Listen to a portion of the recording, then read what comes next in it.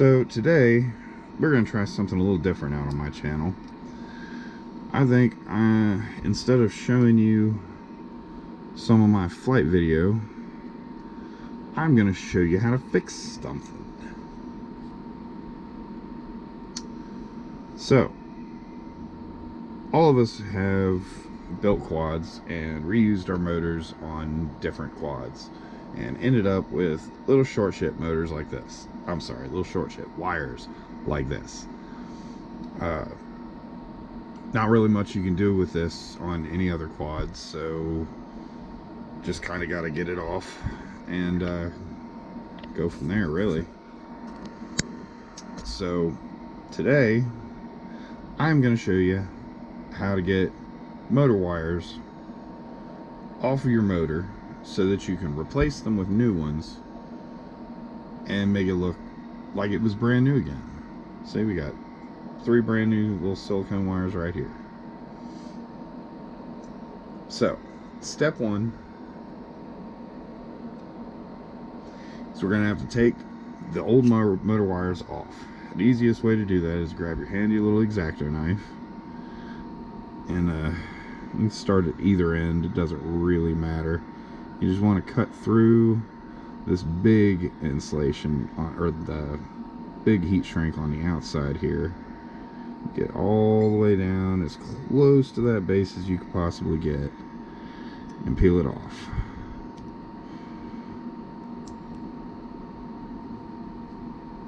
And that's it. There's one, and now you see we're left with 3 more individually sleeved wires. We do this exact same thing. You just want to cut right here, cut straight down the insulation all the way down as far as you can get it in there. Be careful on these wires. On this motor we've got single strand enameled wire. It's not the strongest stuff in the world. It's not real thick, real delicate, but you can totally cut straight through copper wire with a steel X-Acto knife. So you want to be careful not to do that.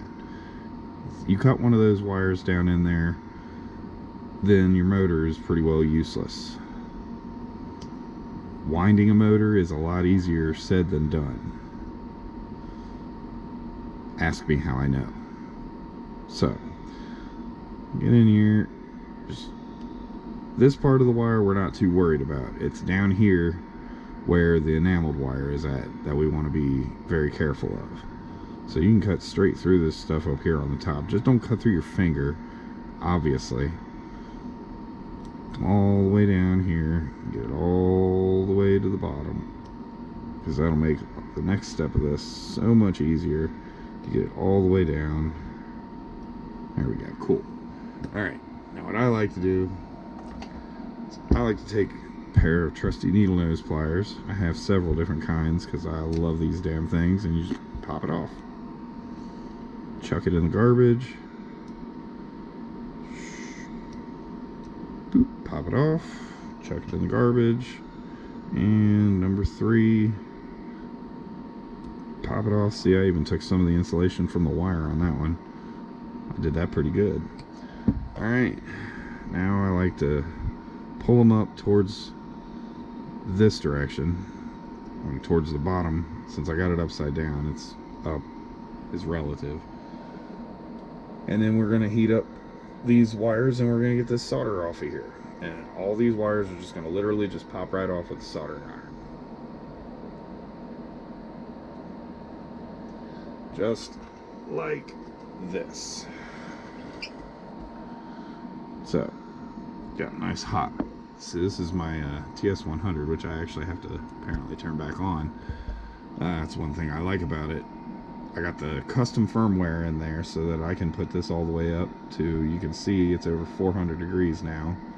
And we're stopping about 450. I go to 450 degrees on my TS100 with the, I think this is the B2 tip. I don't know, you can tell I've used the hell out of it. It's used to be that color. That part was that color. But anyway, But yeah, you can tell I've used the hell out of it, and it's still perfect. It works great. So just want to get in here. I like going underneath, get a little drop of solder on there, heat it, and there it goes. Just pops right off. Same thing. Heat the next one. Oh, let's go on top of this one. Yep, there it goes. And the last one. Heat it up, pops right off. Alright, now you can get rid of that. Next thing you want to do is, you might not be able to see on here because this is a flippin' GoPro and it's not exactly made for this kind of stuff, but if you look, you can see how dull these look.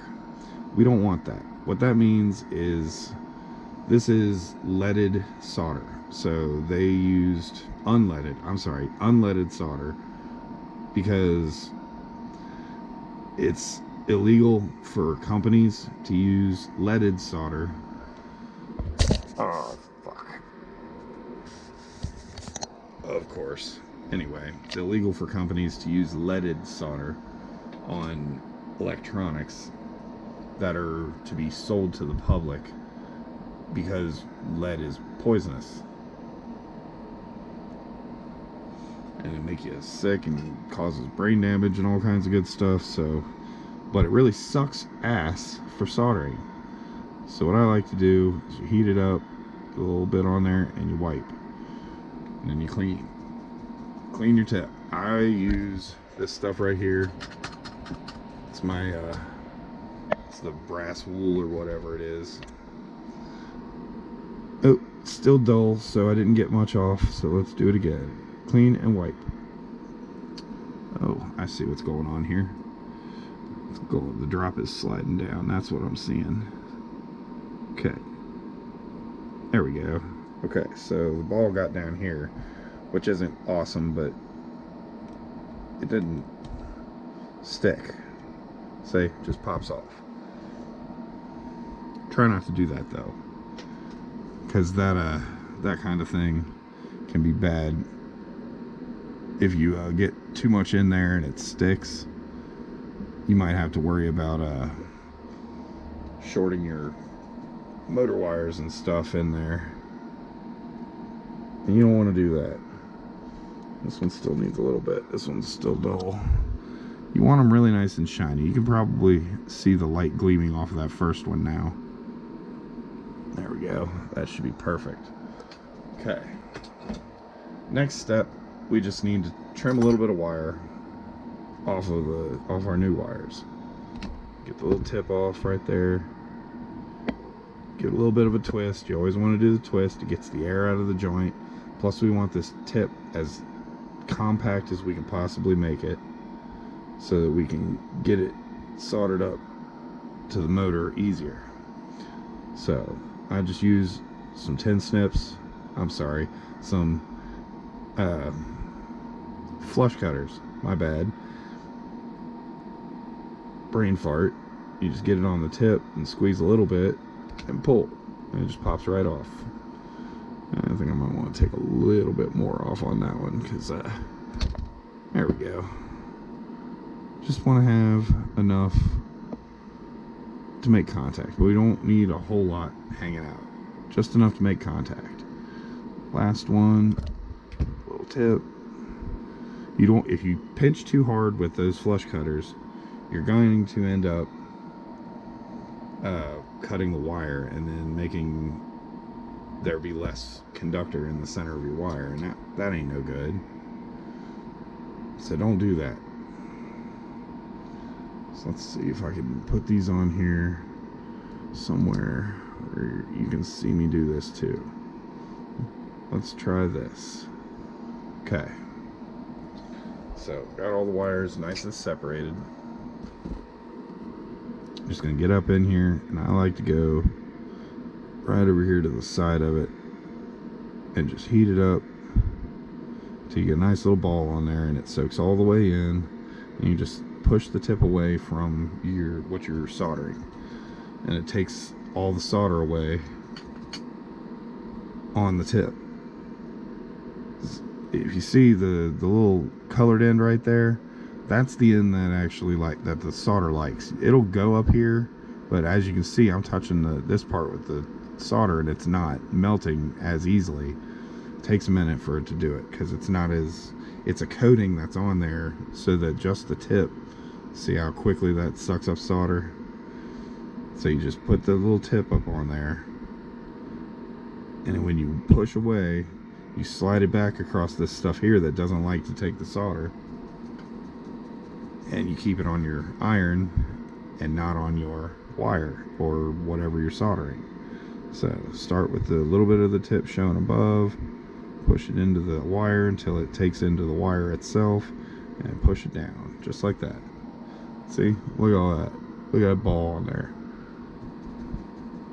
So as you look up here, there's not as much on the wire.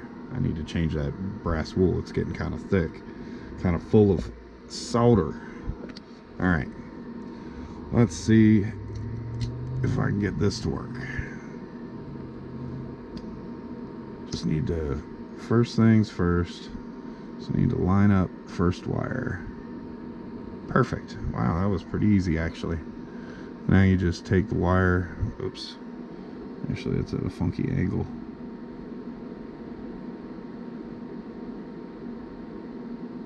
Okay.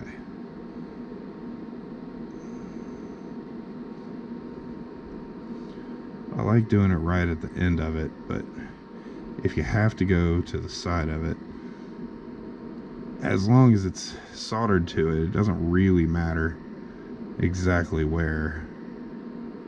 You just want it touching the wire. Okay, so we got just a little bit touching the wire there. Just gonna touch them, heat them up, the solder flowing, and of course it's stuck to my, there we go, just like that. That's it. Now it's on there nice and tight, it ain't going nowhere. So move to the next one.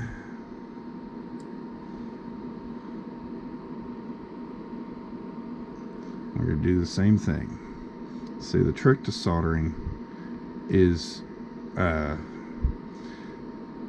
iron does all the work. All you have to do is touch the two together. It's like welding. They just have to touch together long enough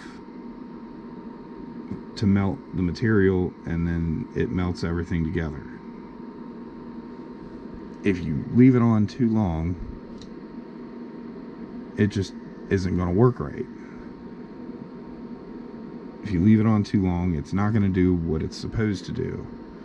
And it jumped, but let's see if we can get this one to solder just the way it is. Yeah, just like that. I'm going to hold it, slide it up, make it nice and purty. There we go. Now those are nice and tight together. See, it can be a little tricky, but soldering's really not hard, man. And all you got to do is just get it. You prepare the surface as well. So I got a nice shiny wire. I got a nice shiny pad here, so that they're nice and thick with solder. So they're already ready. I don't even have to add any extra solder to anything. I just go ahead and solder.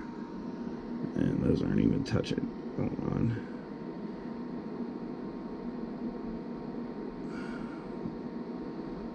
There we go, that's better. Alright.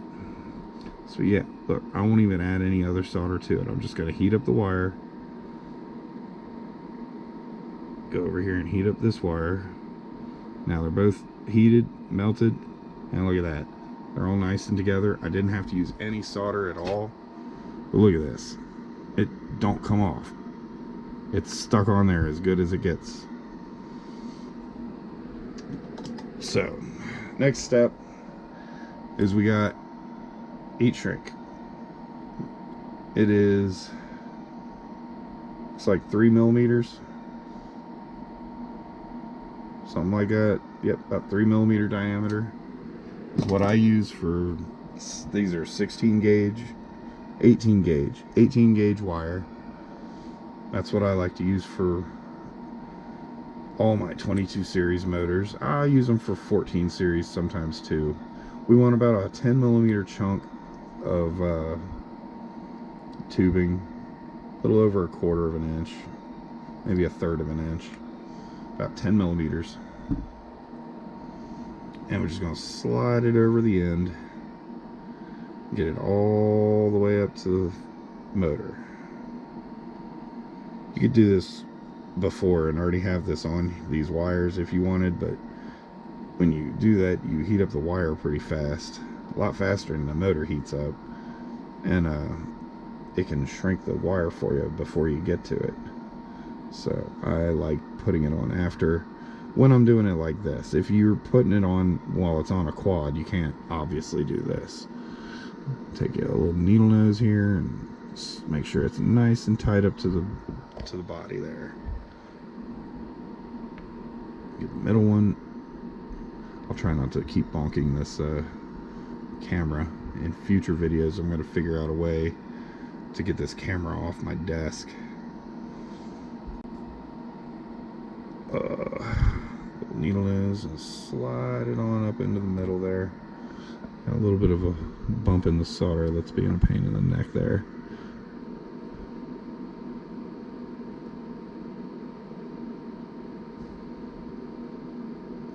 No, I don't want to go over it. Okay, so, alright. So what I got here is this middle one. The blob is just a little bit too big for this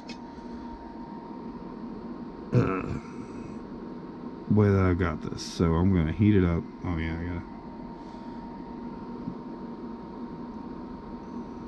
my iron wasn't on. There we go, that's what it was. There was just way too much solder on there. There we go, see? Touch them together.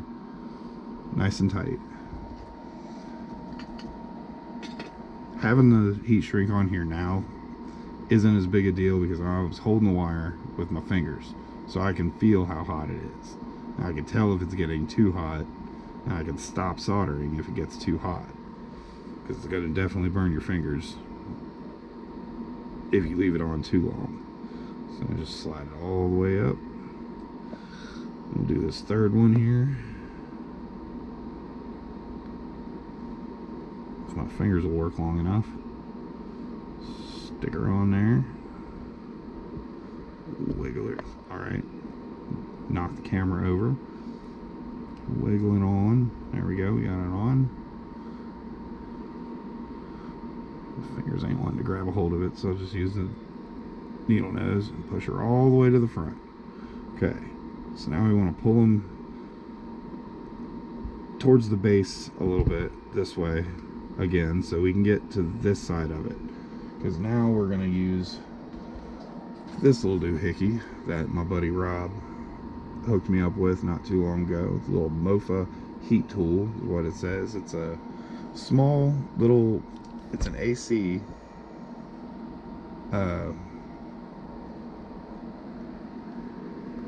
heat gun. It's not great for big jobs, but it seems to work awesome for heat shrink. It might have even been specifically designed with heat shrink in mind. You just turn on and run it up under there, let it get warm, let it melt or shrink that heat shrink. There we go. Get it on both sides, make sure the whole thing's nice and good, but you don't want to overheat the motor. But that's it, there's that. So now that they're still warm, I'm going to pull them out and get them nice and straight together like that, and grab me a piece of the big heat shrink that goes over it for the outer that keeps them all together. See, the first one helps keep them separate, and this one is going to help keep them together. Same thing, we want about 10, maybe 12 millimeters to make it a little bit longer than what you got already, but that's really all you need. Maybe getting close to a ½ inch in length there. Oh, and this stuff is, looks like 17, almost 18 millimeters flat. Yeah, 18 millimeters flat. And this actually is the Team Black Sheep heat shrink kit, I believe. This is what we got these in at the FPV trailer last year, and I grabbed one. And I use it for stuff like this. It's as good as any assorted heat shrink kit you can get, and it's a reasonable price, so I recommend it. And you just slide it on the wires there. I like to get it all the way up, and I like to make sure that this big heat shrink is tucked up under them feet and the bell. So you want the heat shrink to be all the way up in there, just like it's supposed to be, just like that. Okay, so now I start from the end, start shrinking the end to get that nice and tight, to hopefully minimize how much it pulls away from the motor. Get it all nice and tight above, maybe lift it up a little bit, get it all nice underneath, and that's it.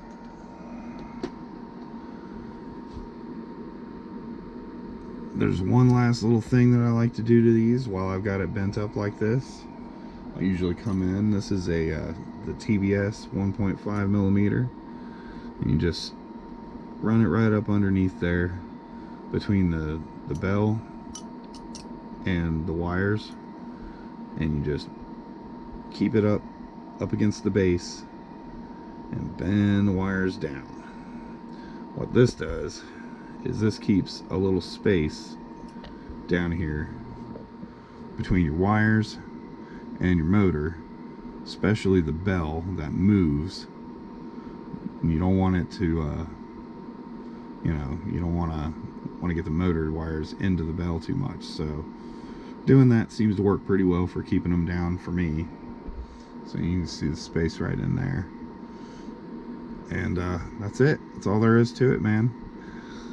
If you ever wanted to know how to make your wires on your motors look brand spanking new again, that's how to do it. It just takes a little heat shrink, a little 16 to 20 gauge wire, and a little bit of time, man, and some patience.